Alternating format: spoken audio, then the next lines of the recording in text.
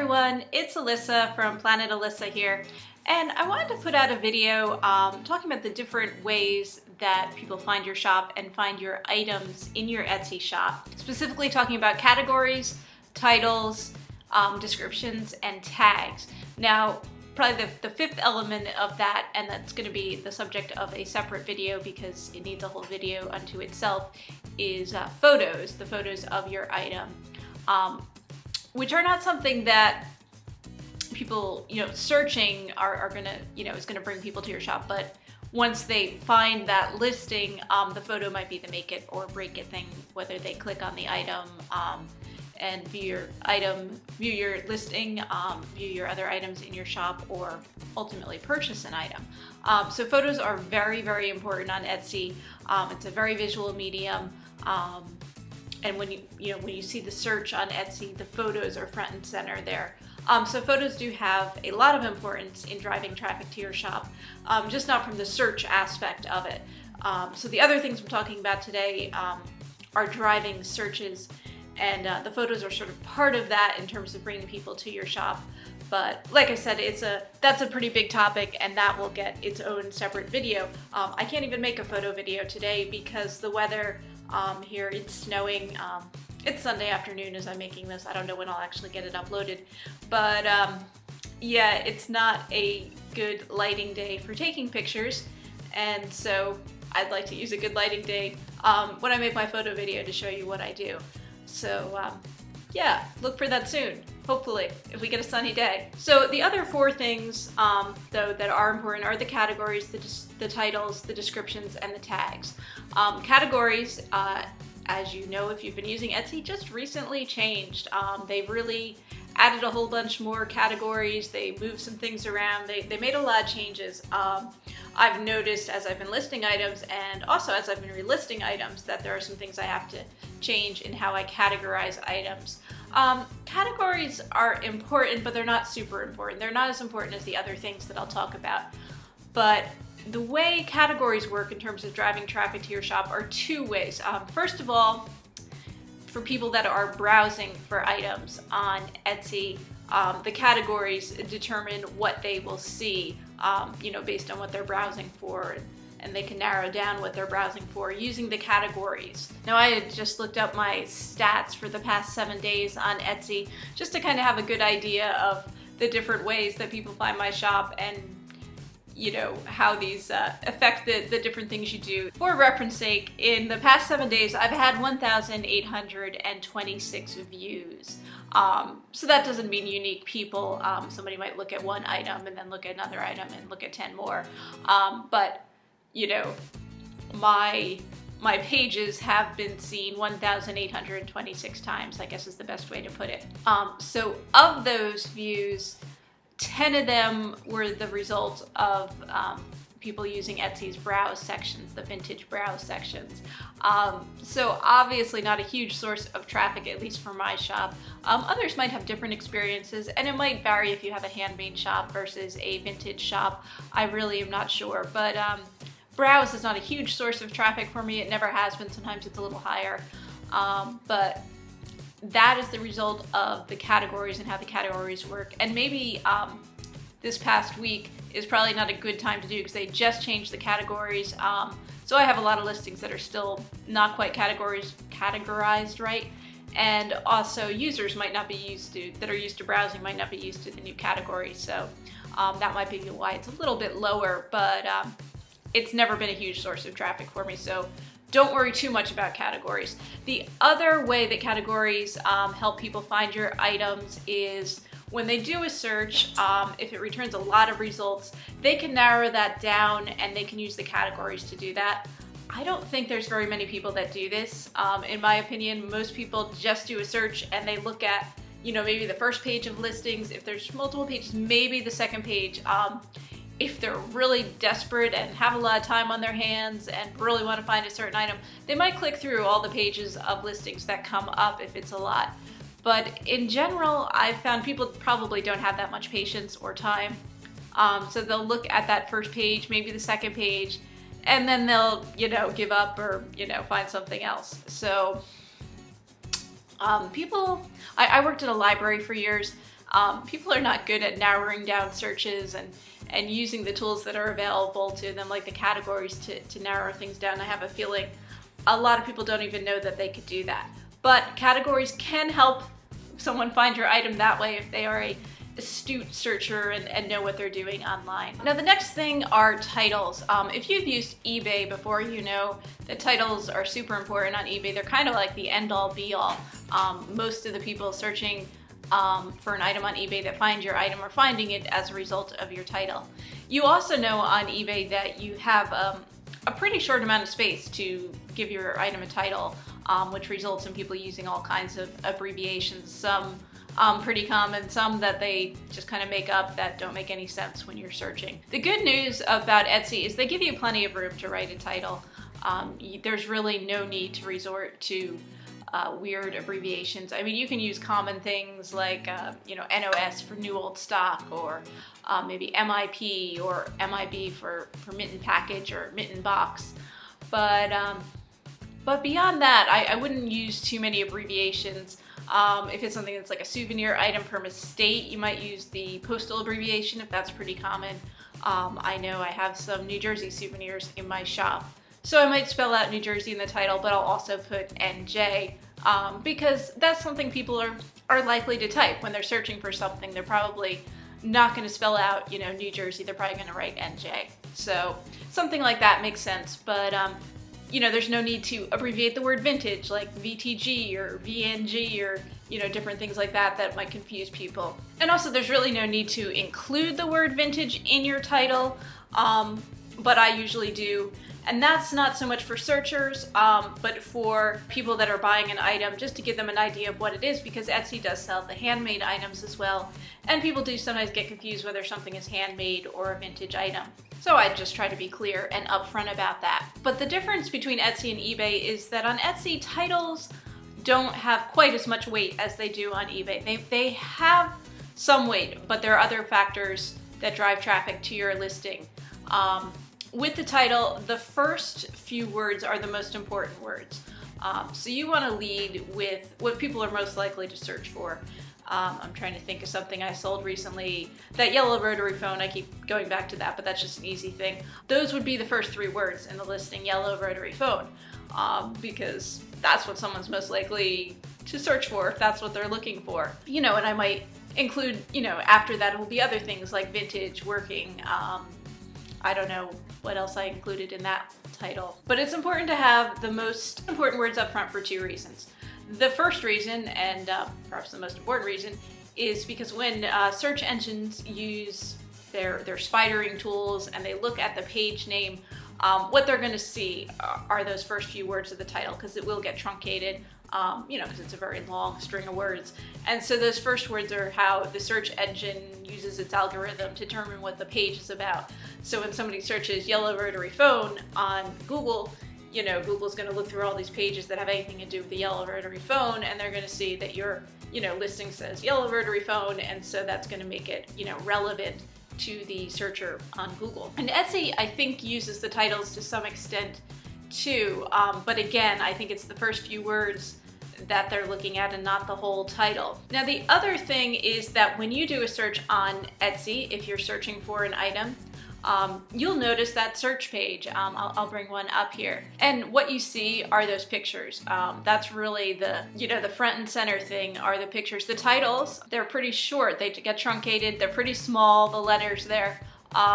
If you don't have good eyes, you might not be able to read it. You'll have to like squint at your screen to see it. But yeah, to read the whole title, you either have to like hover over it, which again, I don't think most people do, or actually click on the item. They're probably only going to do that if they're really curious or, you know, really, you know, are interested in the item and like the picture and, you know, want to see more. So once again, it's the first few words that they see.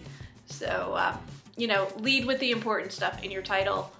You can get a little more descriptive after that. You don't have to get too descriptive in your title, just be clear about what it is. And then in your description, you can actually get very specific, and you should.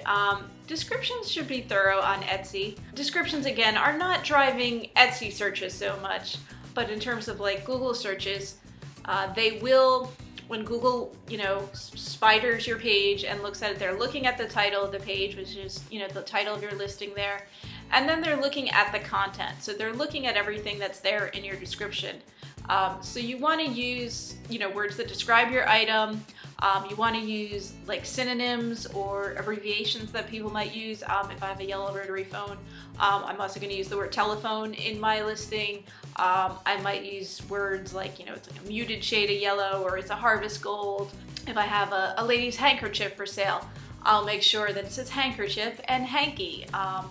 And, just mix it up in there. You can use, hanky a couple times and handkerchief a couple times, because the way search engine optimization or SEO works is it's looking for relevancy. So not just the title of the page, but what the content is. And if the content matches the relevancy, then that boosts your page up in the rankings. I'm talking a lot about Google because that is a good source of traffic for me. My biggest source of traffic is Etsy searches. Hands down, that is as the top way that people find my shop and find my listing. Yeah, in the past 7 days, 442 of my views are the direct result of Etsy searches. So yeah, that is the number one way people find my shop or find my listings. The number two way is from my listings, which means they have seen one of my listings and now click on another one. And in fact, that's almost as high as Etsy searches. In the past 7 days, 394 of my views were the result of my listings, as in someone looking at my listing and then looking at another listing. So that's one reason to have similar items maybe in your shop, and also have a lot of items in your shop. The more you have, the more views you'll have, the more sales you'll get.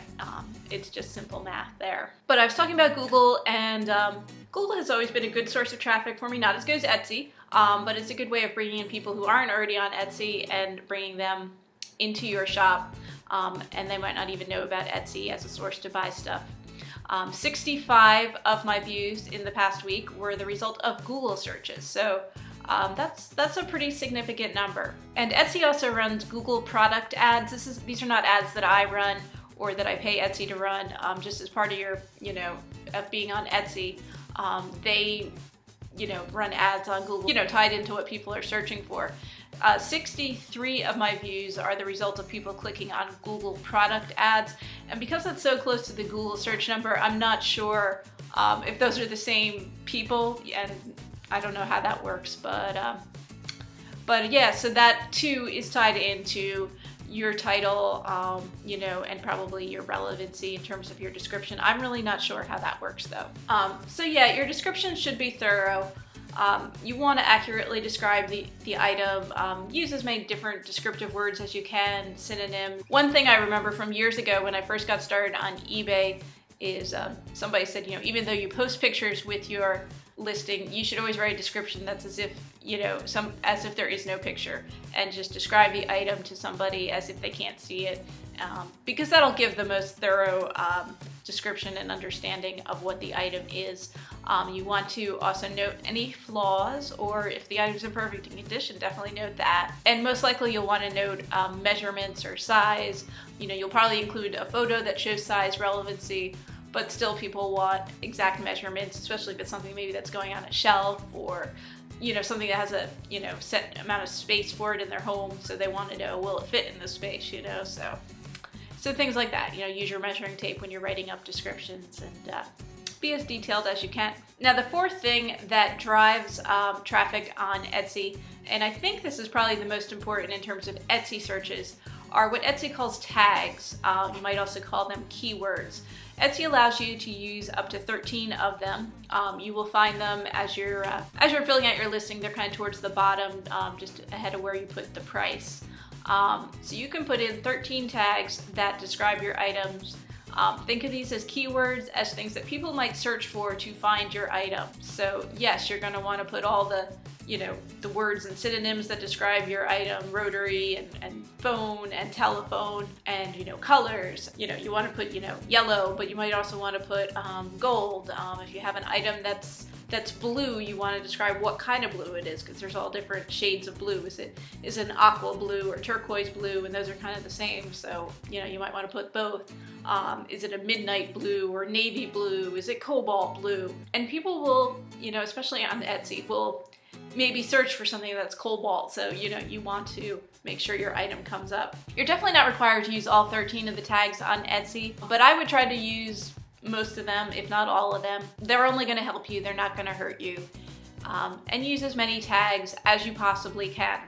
Try to brainstorm different synonyms, different versions of words. Like I said, if it's a New Jersey souvenir, I'm going to have NJ there. I'm also going to type out New Jersey as a keyword. I'll put souvenir, I'll put, the name of the town. If it's from Wildwood or Ocean City, I might put Jersey Shore in there because it's, maybe from a shore location. And of course, whatever the item is.